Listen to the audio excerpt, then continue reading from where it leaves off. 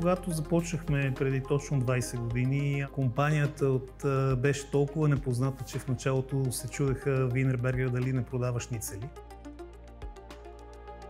Идвайки на работа, един колега каза: искаш ли да видиш всъщност къде си попаднал?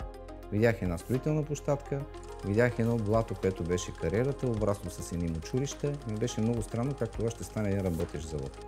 Крайна сметка стана. Wienerberger не просто е оцелял, ами се е развивал и е растял в продължение на 200 години. В България в последните 20 години вече с 3 завода, произвеждащи 3 различни продуктови линии.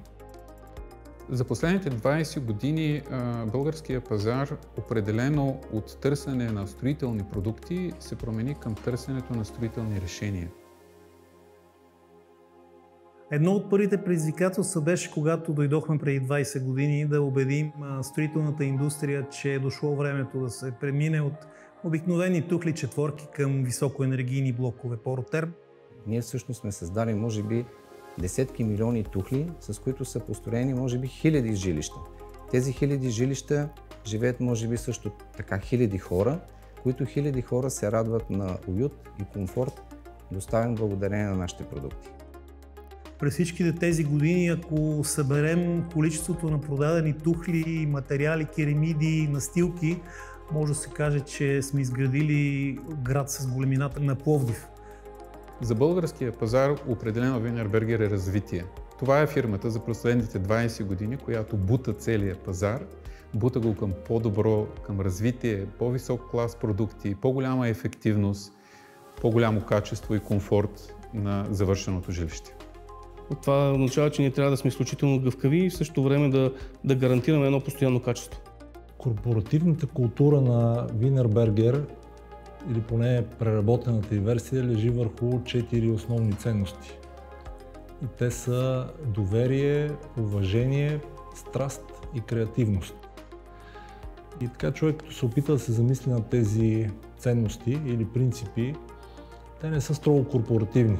Те са нещо, което човек може да докосне в ежедневието си и в семейството, нали, в работата си с децата, в общуването си с приятели, в спортните активности и във всичко. Най-ценното в екипа ни, това са хората. Ние изключително много държиме на хората, екипната ни работа, екипа, с който работиме тук. Аз съм убеден, че това е уникално. А знаете ли, още по-ценно е, че тук има млади хора, които започнали преди време, вече са в състояние така да предадат било то и опит, а и най-важното интерес към децата си. Аз изключително много вярвам и съм благодарен на екипа ми за това, което сме днес. Това със сигурност не е мое постижение на екипа и всички хора. Непрекъснато се присъединяват към екипа нови хора.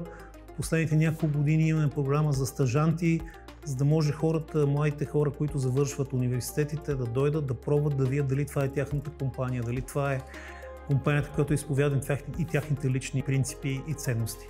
Без човешката намеса, и то намеса не само като компетенция, ами намеса като дух, който да съживи всичко това, нищо няма да се получи. И аз съм твърдо убеден, че хората са най-важният фактор за успех на която и да е компания.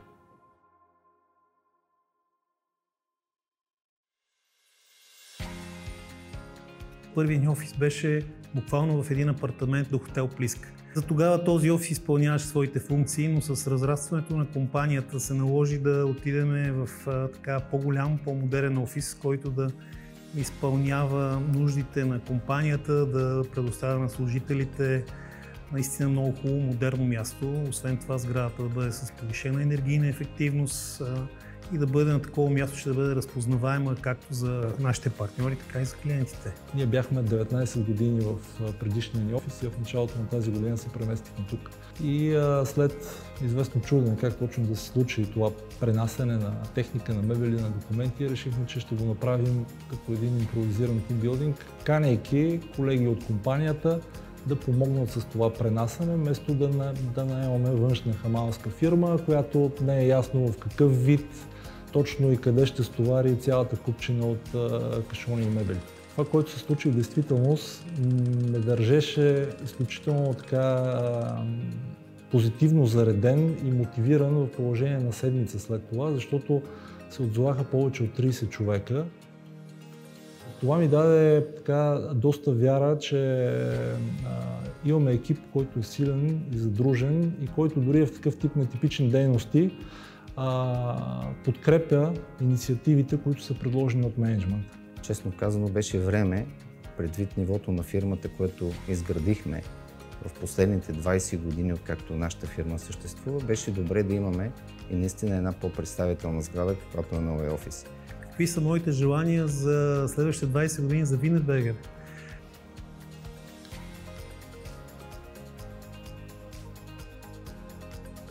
Със сигурност аз няма да съм тук, тъй като вече съм на преклонна възраст и съм се пенсионирал, но моето желание е Wienerberger да продължи да се разраства и то не толкова вертикално, колкото хоризонтално, т.е. да все повече да може да бъде в лицето на своите клиенти възприеман като компания, която дава цялото решение за къщата. Ние работим, за да доставим на хората уют и комфорт. Нека да бъдем едно цяло. Искаме да повишаваме качеството на живот на хората, искаме да повишаваме качеството на строителната продукция. Към днешна дата, всеки ден, където пътувам, почти няма населено място в България, където да няма наши материали. И това ми дава изключителна гордост, защото знам, че това нещо остава след нас. Това е една цел на Wienerberger – да подобрим живота на хората. Вярвам, че ще бъдем тук в България и в следващите 20 години. Ще продължаваме да растем. Дай Боже да откриваме и нови заводи в България, да откриваме нови работни места и заедно да градим едно по-добро бъдеще.